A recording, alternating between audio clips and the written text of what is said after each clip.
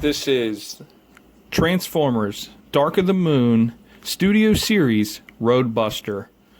And this is actually the first Studio Series Transformer that I own. And I gotta say, this is really cool. I'm actually really excited about this figure when I got it. And I also picked up his companion, Leadfoot, the Target exclusive. I already have the video up on my channel. And I gotta say, I really like this vehicle mode here. It has the number 88. This is, at that time, Dale Earnhardt Jr. Was the one that had that number for NASCAR. And we got the NASCAR logo. And the only thing I miss is the AMP energy drink that would be on the hood here for sponsor. I know they sponsored the National Guard. That would be somewhere back here, and then also Mountain Dew would be somewhere in this general direction. My thumb as well on the vehicle, and a few other sponsors, but they're the main ones I noticed that definitely need a shout out for. So I got my high hopes for this figure. Let's take a look at the packaging real quick here. Just gonna look at there's Roadbuster robot mode. I like how his eyes are. It's pretty neat. Looks like he's wearing like tinted sunglasses. And then on the side, Studio Series. And on the back, we got Roadbuster there. NASCAR, GM, Studio Series 58, 23 steps transformation. And then on the other side, we have Roadbuster right there, which is pretty cool. And honestly, I think that's about it for this box. So let's just get this out of here. And let's take a look at Roadbuster in vehicle mode. And I like how they have the mesh tent. They have the looks like the bars in the side windows, the extra protection there, and then on the windshield, they got some extra bars here. On the front, we got the Impala for the vehicle, and we have the chain gun there. We got all these other accessories here, like weapons and stuff. This guy's really ready, armed up, heavily armored. Like seriously, this guy's really ready to go. Even got like a looks like a rocket booster or something here. Got the spoiler here on the back. Got NASCAR on this side. We got the vents. Looks like more missiles, guns here. Nice molded detail on the sides here. And then also comes to the front. Take one more look at that. Looks really, really cool. And we'll take a look at the chain gun there. Pretty cool how they got that in there. Very cool. And on the side, you got the Ultra Wreckers, just like Leadfoot.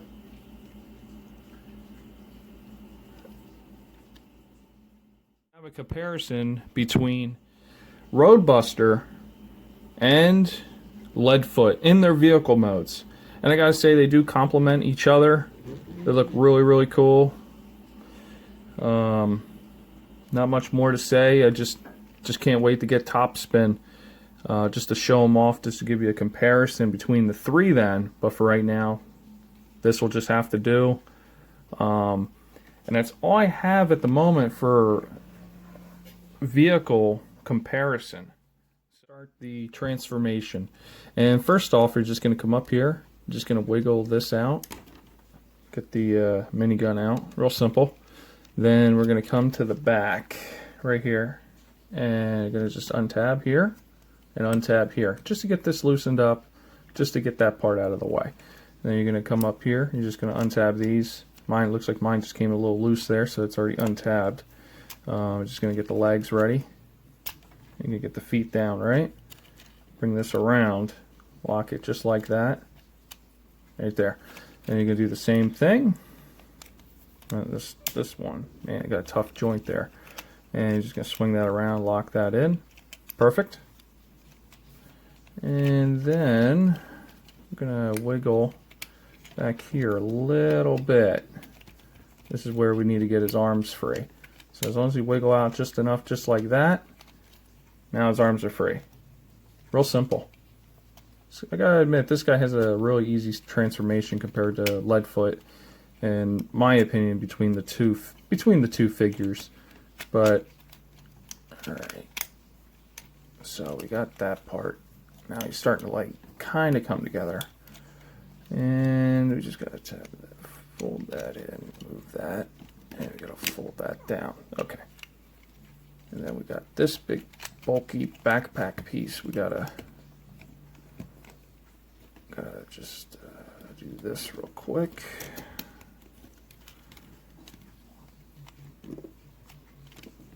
Oh, camera angle wrong. There we go. I just had to adjust the camera real fast, but right here you just fold these in just like that, under there like that. We're pretty much right there all the way. Lift that up a little bit, just like that. Bring them around and get his feet together here. Now this is where you gotta readjust the shoulders. That's a separate part from where we were. Get his arm up and out of there. It always gets stuck on there. There we go. Get this out, get this out. And then you gotta bring these around right there. Okay? And I'll show this in a second. I'll show it right here again. And bring around just like that. And this is how he's going to look in his robot mode, which is complete. My only gripe about this figure, his shoulder joint is crap.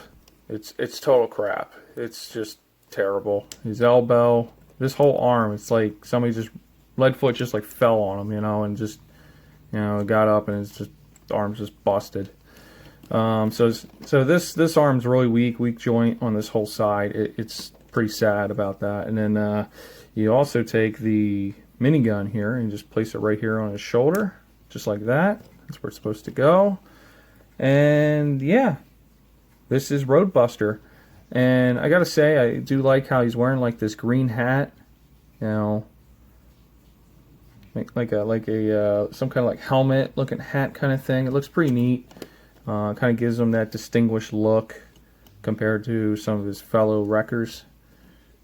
So yeah, so there's that. Let's just bring it up closer just to show off that face sculpt there. Looks pretty neat. Looks like he's wearing sunglasses, wearing like this sporty green hat. He's got the Mountain Dew amp colors. It's pretty neat. Got the chain gun right there. Oh, yeah, and this just keeps folding. There's nothing you can really do about that. Yeah. And you got the detail here on those wreckers. Got some good arm details there. You can just have that port there, and you could probably, let's squeeze this out, take this minigun and probably put it on his wrist.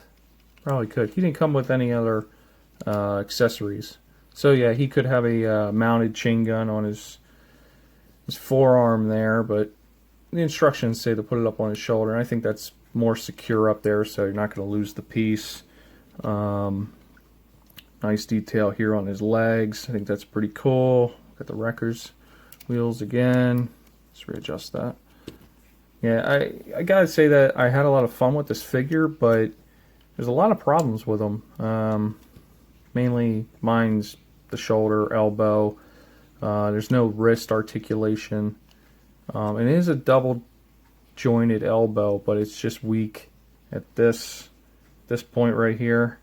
It just affects the rest of it.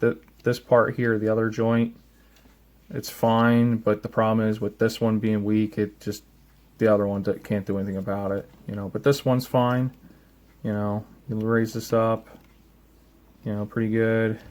It'll stay. You bring this up, and it just feels